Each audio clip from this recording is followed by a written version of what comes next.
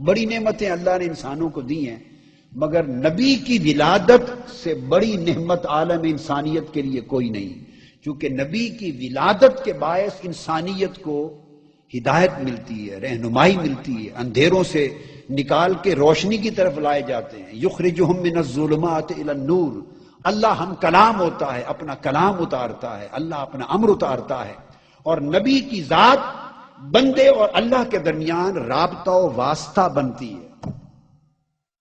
بندے اللہ سے کٹے ہوئے ہوتے ہیں، اللہ نہیں کٹا ہوا ہوتا، وہ تو نحن اقرب الیہ من حبل الورید ہے، وہ تو بندوں کو پتا ہو یا نہ ہو ہر صورت وہ شاہرگ کے قریب ہے، مگر سوال ہے کہ اس کے قریب ہونے کا شعور کون دے گا؟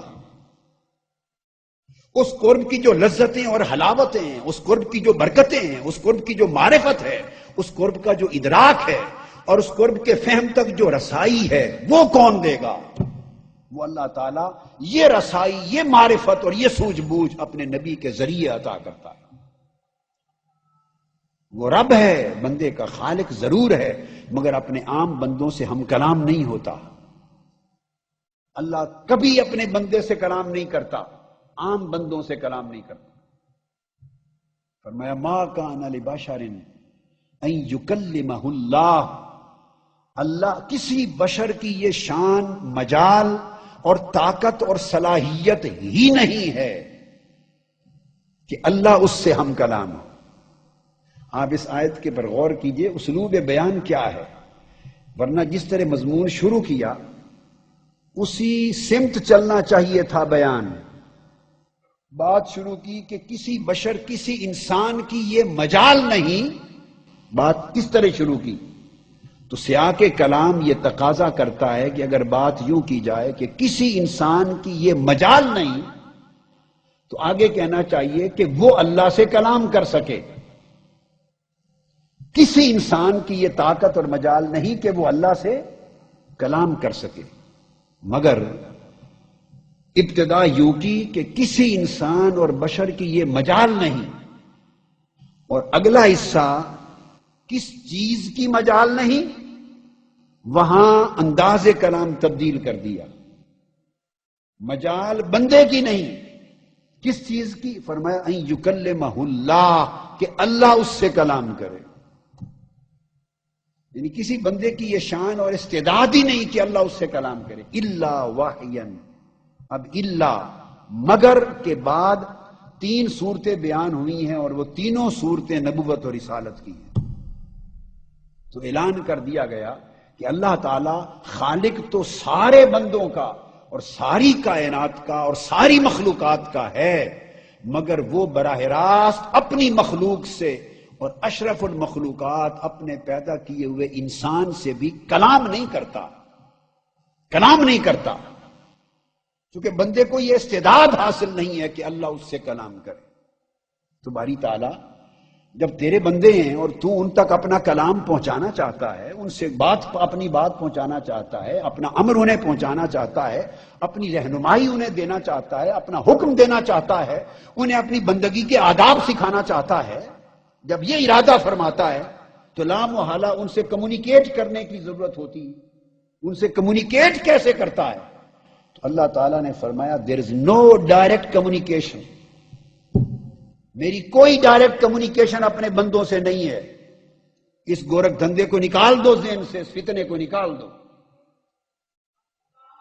اللہ نے فرمایا میں کوئی ڈائریکٹ کمیونیکیشن اپنے بندے سے نہیں کرتا۔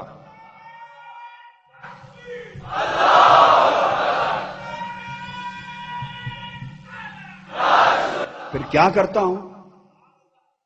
جب ارادہ کرتا ہوں تو الا وحین، بندوں کے اور اپنے درمیان ایک ہستی کو انسانوں میں سے، مخلوق میں سے، برگزیدہ محبوب مقرب انسانوں میں سے ایک کو منتخب کر لیتا ہوں، اسے منصب نبوت پہ فائز کرتا ہوں، اور اپنے بندوں کے درمیان ایک نبی کو واسطہ بنا دیتا ہوں۔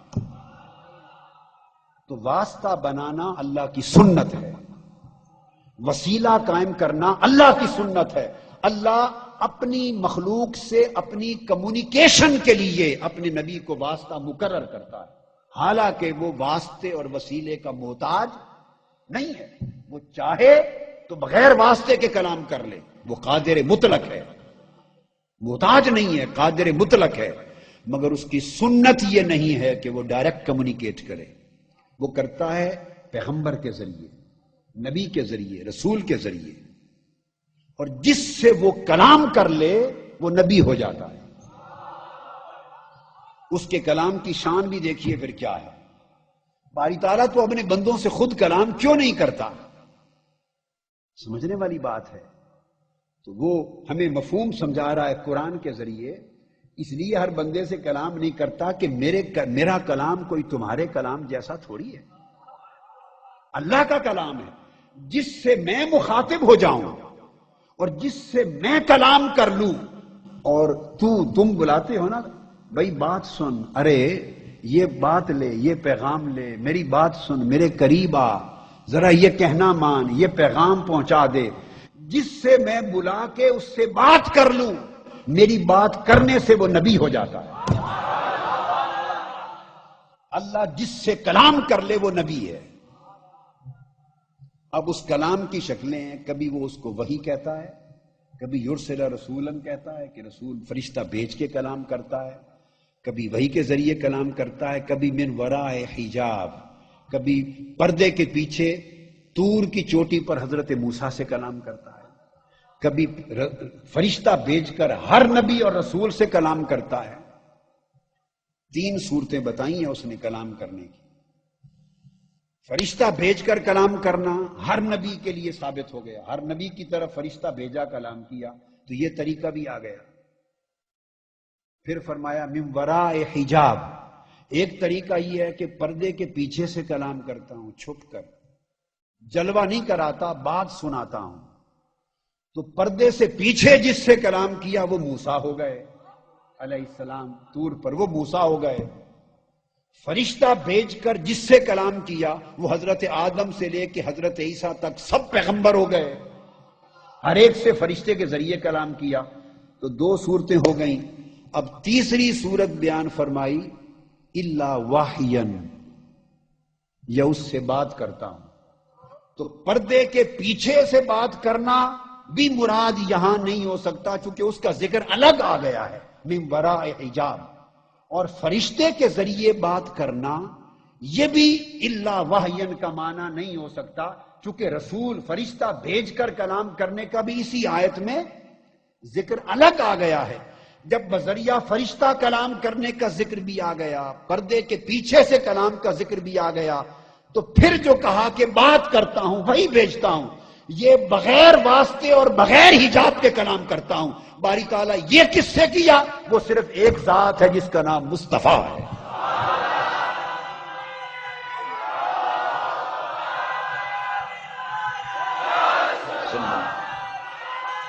تو میں یہ عرض کر رہا تھا اللہ رب العزت نے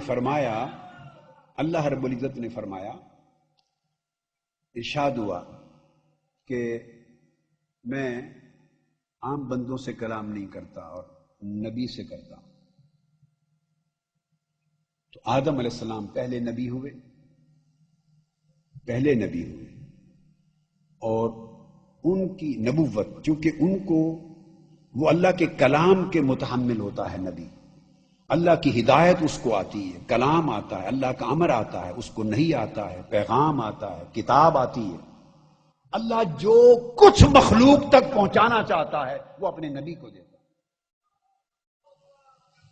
اور نبی کو حکم ہوتا ہے کہ وہ زبان نبوت اور زبان رسالت کے ذریعے آگے ابلاغ کر دے، امت کو پہنچا دے.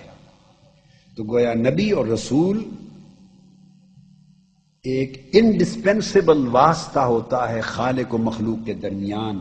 یہی نکتہ سیدنا امام جعفر الصادق نے بیان کیا، جس کو قاضی ایاز نے الشفا میں لکھا. یہی نکتہ بیان کیا.